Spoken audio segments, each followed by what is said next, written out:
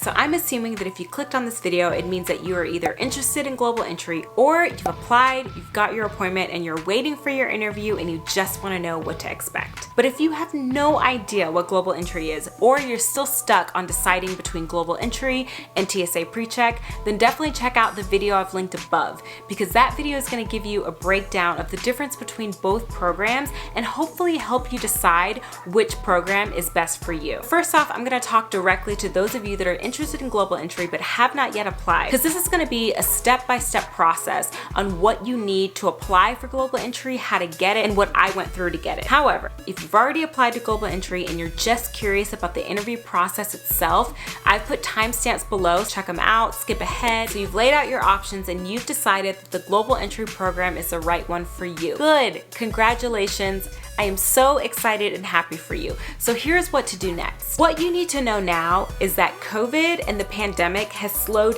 everything down. So what used to take a couple of months to get through is now taking anywhere between 3, 6, 12 months to get done. When I say they're backed up, some of you may have to wait an entire year. I know for me, it took me a little over a year between when I actually applied for global entry and when I got my card in my hand. But I also did apply a little bit before COVID really hit North America, and then everything got shut down. And as far as I know, some enrollment centers have closed, others are terribly backed up. So please do not expect that the process is gonna go quickly. Now, if that happens for you in this time, great. So just be patient and know that they, on their end, are probably doing the very best that they can. So with that being said, if you know that you want global entry, I would say do it now. Especially if you're not in a rush to travel internationally right now, I would go ahead and get global entry right now. So now the next thing you want to do is check your eligibility. So if you haven't applied yet, definitely check online and make sure that you're even eligible for the program. So global entry is not just open to US citizens. I will put a link below that gives you the breakdown of everyone who is eligible for the global entry program. To be eligible for global entry, you have to already have a passport, can't have a criminal record, can't be under any sort of investigation, and you must not have violated customs before. Go ahead and check your eligibility at that link below and see if you're ready and fit for this program. So if you see something on that list that you are not sure of, or you do get denied from the program, you can go through an appeal process, and I'll go ahead and put the link down below of how you can do that. Side note, if you do have children and you're interested in any of your children being a part of the global entry program, there is no minimum age for children joining the program. However, if they are 18 or younger, they do need a parent or legal guardian's consent to participate in the program. So the first thing you need to do is apply to the program. Go to their website. Again, everything is linked below. And what you need to do is create a Trusted Traveler Program account. And through that account, that is how you're going to be able to apply to the global entry program. Once you create that account, you can fill out the application online. And I'm going to tell you right now, the application is lengthy. If you have moved around a lot like I have, it's gonna take you a minute, okay? So here's what's on it. You've got your personal information, just your name, your address, all that stuff, right? Next, there's employment, and then something that global entry will ask you is the addresses that you've lived in the last 5 years. So be prepared for that. So I really don't wanna be too melodramatic or overly earnest here. I just want to say the thing with the global entry application is on your application, you want to be as accurate as you can possibly be. You really don't want to have any sort of missing information, because the last thing you want to do is create any sort of yellow or red flags. When you are applying to global entry, you're applying to be a part of the Trusted Traveler Program, which is basically saying that Homeland Security trusts you as a traveler, and they're saying that we've vetted this person's a trustworthy traveler. I personally just think not something that you really want to take for granted. So after you fill out your application, it's time to pay your application fee. So the application fee for global entry is $100. And the important thing to know about this is that it's non-refundable. So even if you get denied from the global entry program, you're not getting that money back. So there are talks right now of the application fee increasing to $120, and that may happen soon. So if you are interested in global entry, I'd go ahead and get that done right now so that you can take advantage of the $100 fee. You can pay that through credit card, debit card, and also electronic bank transfer. So once your application is done, you've paid your non-refundable application fee. What happens next is you wait. So now you have to wait for Homeland Security to approve your application. And I think the waiting process for me is what took the longest. So this can take anywhere between 15 days and whenever they get around to it. Filled out the application and you've gone through that whole thing, there is a progress bar on their website that will tell you what step you're on. I would just keep going back in, see where you are. Okay, so next, you've been approved. Woo! Yes, you've been conditionally approved for the global entry program. This is the exciting part because now you can actually book your interview. So from there, the next step is to actually make your interview appointment at your local enrollment center.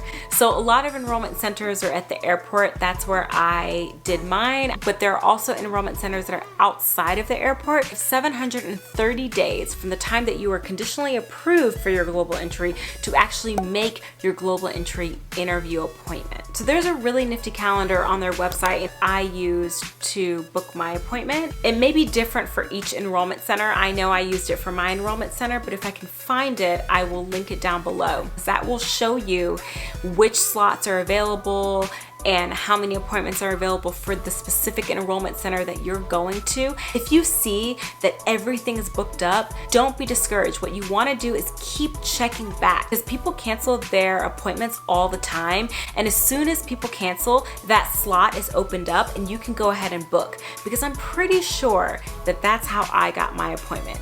When I went on to get my appointment, there was nothing. I checked back in and all of a sudden there was just random Friday that was available and I just like booked it right away. And I think that I'm almost positive that that was a cancellation that someone had and it was open. I was not expecting it. Global Entry also offers an alternative way to do their interview. If you have already booked an international trip and you know that you're coming back and you've already been conditionally approved by Global Entry, then I would go ahead and take advantage of this program. It is called Enrollment on Arrival. Enrollment on Arrival is specifically for Global Entry applicants who have already been conditionally approved and all they're waiting for is their interview. So in this program, it basically allows you to go ahead and bypass the process of scheduling an interview, and you can go ahead and have your interview on your way back from an international trip. Really cool. I think that is so awesome that they're doing that. Essentially, this program allows you to eliminate the need to schedule an interview at your nearest enrollment center. And how this works, I think, is, I've never done it, but what I think happens is when you land, you're gonna wanna follow Customs and Border Control signage and keep following it until you can talk to someone who will lead you into the direction of getting your interview. You need to be already conditionally approved, and on your way back, you're gonna wanna have all your documentation ready. So at the time of filming this video, there are only 63 airports that actually take part in this program, and I will go ahead and put that link down below of all of those airports that take part in that program. So this is the point that so many of you have actually come and clicked on this video for, and that is the interview process. So I know that it can seem really intimidating because it's Homeland Security, and I think in our mind, a lot of us are intimidated. We have this idea that it's gonna look like this. Where's the applicant? Did you go to Canada last year? Did you? Don't you dare lie to us. Don't you dare lie to us. When really, it's actually not that bad. I hate to be super anticlimactic here, but the good news about this is that if you've made it all the way into your interview, as far as I know, the hard part is kind of already done.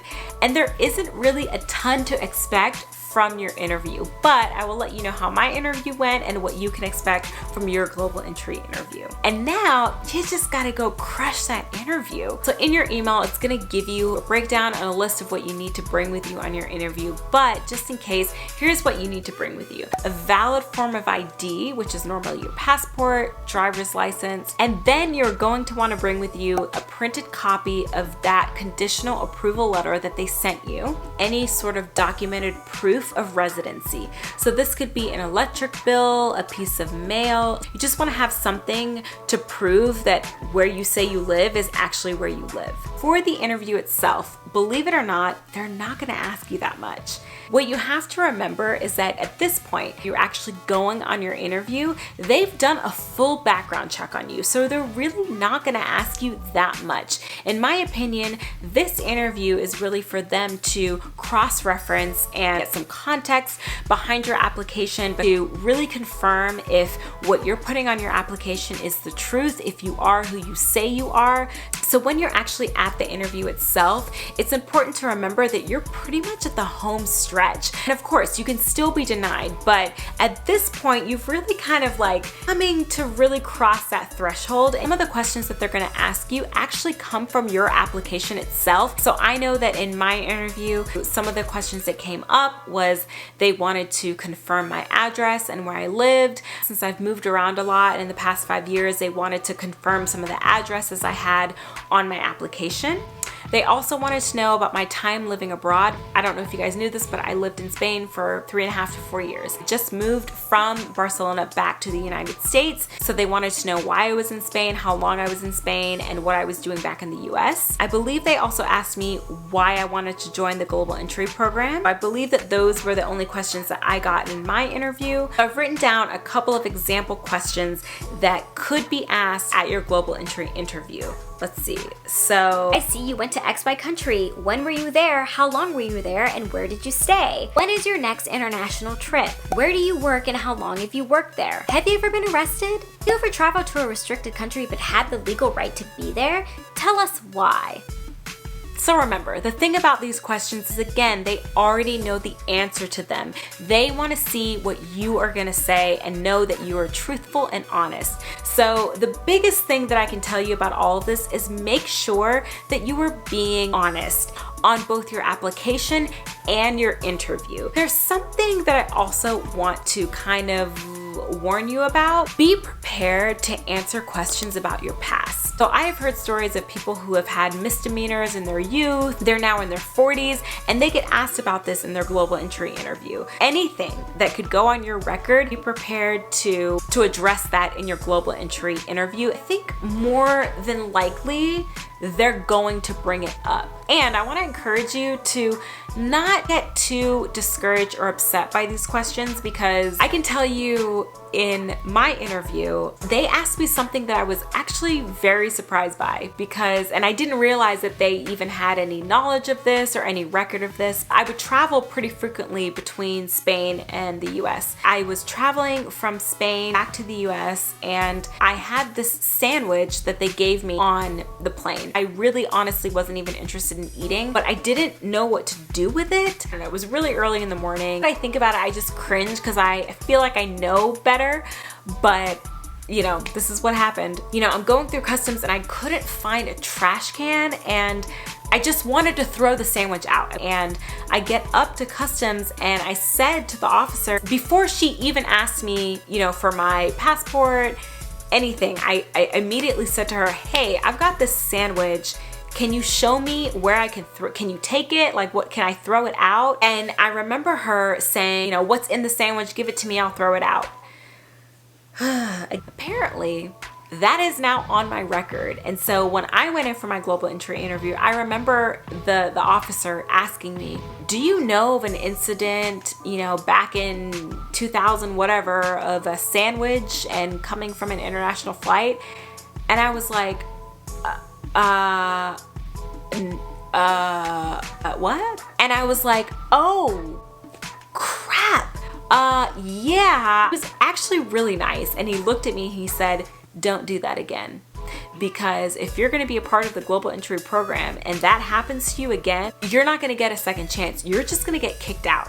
And I was like, okay. So just, you know, just don't let it overwhelm you. You want to stay in the program, but what I can say is just if they bring up something from your past, just be honest about it. Tell them what happened and don't get too discouraged by that. Because I know when he brought that whole sandwich thing up, which I know isn't really that big of a deal now that I'm sitting here, but in the moment I was like, oh my God, what the hell? Like, it just was like, wait, you guys wrote that down? I was taken aback by it for sure, because I was not expecting him to say that. If you do get denied, look online, see what the appeal process is, and see if you can figure out how to rectify it. Another thing I want to know is that you can call your enrollment center.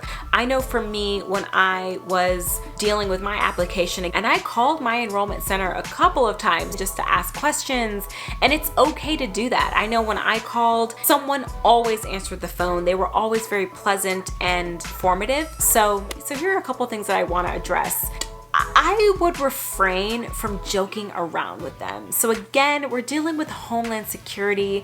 I really would refrain from making any jokes, any small talk. Just answer the questions that they're asking you. I really wouldn't go off on a tangent and try to, over explain things, because I think that sometimes does a little bit more harm than good. Another thing is I would just take it seriously. Take your appointment very seriously, take your interview very seriously, be prepared. So just know that if you do anything to jeopardize your traveler program status, they're just gonna kick you out the program and you can't reapply. So take it seriously, and when you're in global entry program, just make sure that you read through everything, read through all the information they send you, and make sure you're taking it seriously and that you don't do anything foolish like I did to, possibly jeopardize your global entry status. So post-interview. All right, so once your interview is done, you'll do your fingerprint and your photo. I have heard of people doing that first.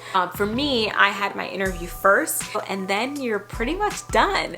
What happens then is that you'll get your trusted traveler number I've talked about before.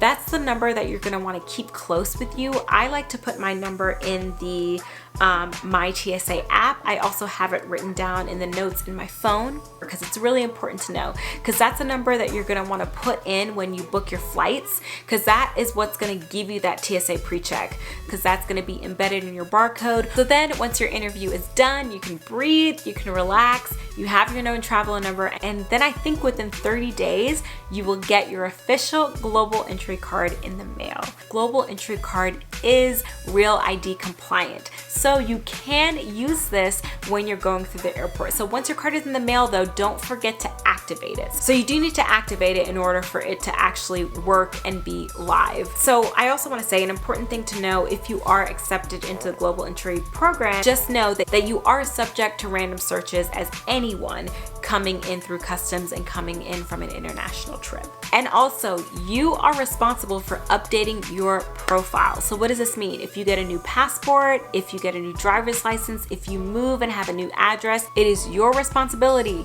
to go online and update your information in your Trusted Traveler Program info. And the last thing I want to say is don't forget to renew. Global entry lasts for 5 years, which is great. If you want to continue to stay in the program, that you are renewing when your time is up. Don't forget to renew, because that is up to you. They're not going to do that for you. It's not automatic. If you're interested in travel tips and traveling well, please feel free to like this video, subscribe to this channel, comment below, and let me know if you are considering global entry, if you already applied to global entry and you're waiting for your interview. I am such a sucker for this stuff and I love it. I would love to hear from you. Also, please feel free to follow me on Instagram. I've got a ton more travel tips on there. We have such a wonderful, fun time over there. So definitely feel free to follow me on there, and I will see you guys next week. Bye. This is so unattractive. Unattractive. What? Weirdo.